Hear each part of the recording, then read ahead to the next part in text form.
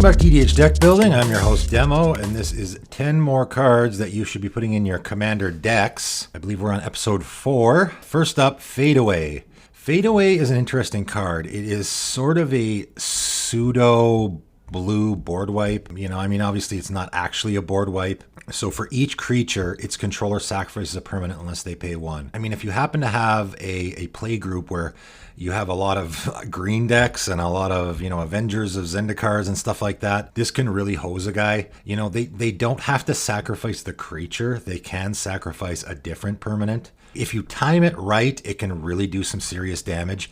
And if you're not playing a lot of creatures too, obviously, right? I actually used to have this card in my Lord of Tressorhorn deck because my Lord of Tressorhorn deck was stealing other people's creatures. So I would steal other people's creatures, then I'd cast Fadeaway, and I'd do some damage, but more importantly, I would choose to not pay the 1 and then sacrifice the creatures that I had stolen, right? So it's just an interesting card. It can be, in a way, sort of a blue board wipe if you use it that way. Next up, number 2, Fiend Charge. Again, I throw cards on these lists that I never, ever see. This card I have never, ever seen in a Commander game ever unless I was playing it. I had this in my Bruce and Tymna deck. The first partner deck I ever made was a Tymna and Tana partner deck that had this in it. It was incredible. That deck actually was so powerful that I actually stopped playing it because I almost thought that it wasn't casual. But Edgar Markov, I've never seen this in an Edgar Markov deck.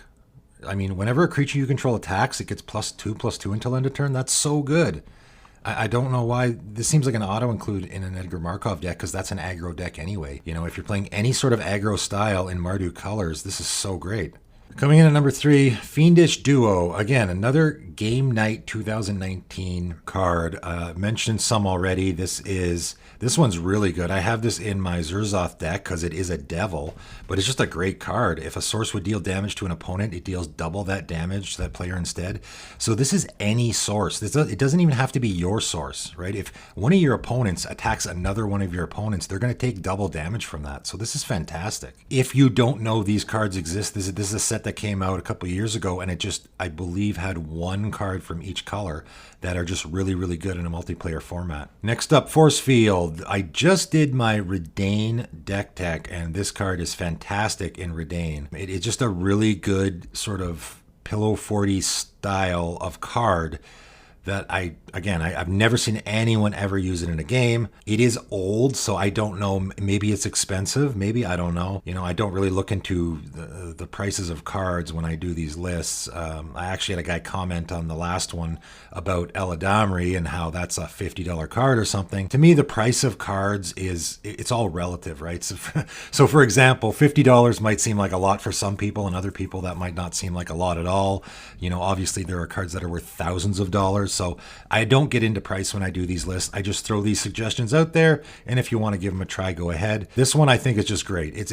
In particular, if you're playing a Pillow Fort style that isn't in the traditional colors. So white and blue are usually really good at that kind of style. If you're not in those colors, this could be a good card to throw in there. It's just going to reduce any damage to 1. Right? So someone attacks you with a 10/10 creature, that damage gets reduced to 1.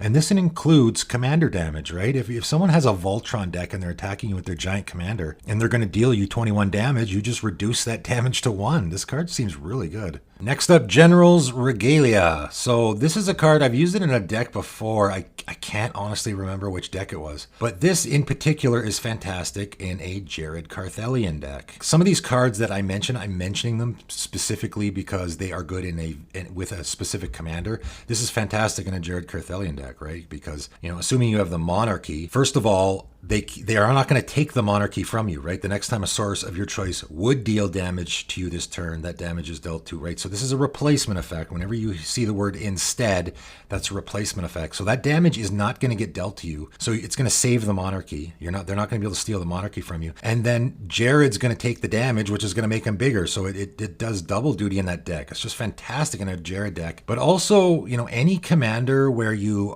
maybe if you have an indestructible commander, I know there's a couple commanders out there that are indestructible. You can just sit there redirecting damage to your commander all day long and it won't do anything. So Definitely a card to think about. Coming in at number 6, Goblin Tinkerer. This is another old card that I remember cracking in packs way back in the day when I first started playing Magic. I really love the art. I love the flavor, everything about this card, right? It's a goblin. He's a tinkerer, so he's sort of messing around with artifacts and trying to figure out how they work, or he's trying to build artifacts and they're blowing up in his face, I guess is the idea. It's just a very goblin card, and I like that about it. I love the art. But it's just a good card. It's going to destroy an artifact, and that artifact deals damage to Goblin Tinkerer. So as long as you're destroying artifacts with converted mana cost 1 or less, he can just do this all day long. It's a good card to just consider using. In particular, if you're playing in certain circles or play groups that, you have opponents that like to play mana crypts and mana vaults and stuff like that, this card can be really fantastic. Next up, Grim Feast. Another old card. Again, this is from Mirage. Another card that I cracked open in a pack. I mean, talk about art that really grabs you. This guy's they just don't make art like this anymore. This guy's actually a cannibal and he's sitting there eating a dead body. It's pretty gruesome. It's an interesting card. At the beginning of your upkeep, Grim Feast deals 1 damage to you. Okay, so no big deal, right? Whenever a creature is put into opponent's graveyard from the battlefield, you gain life equal to its toughness. This is one of those cards that will sit on the table and just gain you a ton of life without you even noticing, right? Just like a Soul Warden. Have you ever played a game with a Soul Warden? You play it turn 1 and it just sits there and gain 1 life whenever a creature comes into play. Okay, no big deal, right? Nobody at the table is going to think that's a big deal until a few turns later and you got 50 life. And then a few turns after that, you got 60 life, right? And I think life gain is super underrated in Commander. To be honest, even though there's lots of busted things that people can do, I think like 90% of the time, most games just end with you get attacked with creatures and your life gets reduced to 0 or less. That's how most Commander games end. So I think gaining lots of life is super underrated in Commander games. And this is a great way that it's just going to sit there and it's just going to gain you life without you having to do anything. Your opponent's creatures are just going to be dying all the time no matter what, right? But in particular in black and green, you can really go to town because black and green is great at killing creatures. So this card could be really good in any deck like that. I think the only reason why this card doesn't really get played is because a life gain deck is not traditionally black and green. Would be interesting though.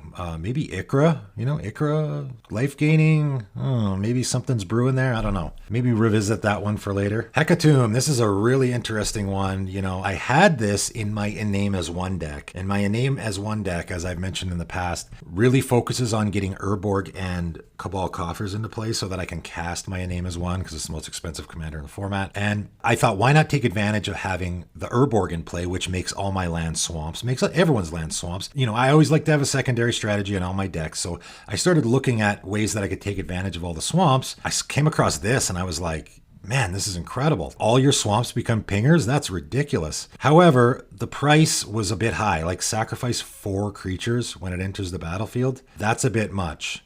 And in my Name as One deck, I didn't have a lot of creatures that I could be sacrificing. It's mostly bigger creatures, so it just didn't fit. Then I realized my Nadir and Miara deck, which I also have lots of token creatures that I can be sacrificing, and it's a mono black deck.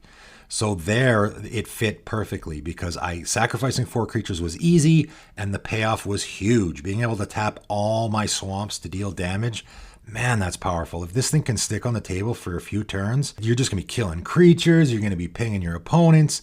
Every time you have untapped lands, you get to use them. It's really powerful effect. Next up, Highcliff Felidar. Again, another Game Night 2019 card. This is the white one. This one, I like this one the most. This one is really good. If you're looking for a big ETB creature, a lot of times in my like Livio and Sakashima deck or decks like that, I'm looking for a big sort of payoff creature in those colors that can deal with creatures. And this is a great one. When Highcliff Felidar enters the battlefield, for each opponent, choose a creature with the greatest power among creatures that player controls and destroy them. This is sort of like Crackling Doom, right? Where each opponent is losing their biggest creatures. I think that's fantastic. Cost 7, I think it's worth it. But the fact that you can blink it or get a repeating effect out of it, I think is what makes it really great. And finally, coming in at number 10, Hunting Grounds. I talked about this in my Amaranth deck, where it just works really good in decks like Amaranth, where you are filling your hand constantly. You're just putting big stuff in your hand, but you want to find a way to cheat it into play. This card's great. You need Threshold. Okay, so 7 cards in your graveyard. That's not difficult in a Commander game. And then you just go to town. As long long as you have 7 more cards in your graveyard, Hunting Grounds has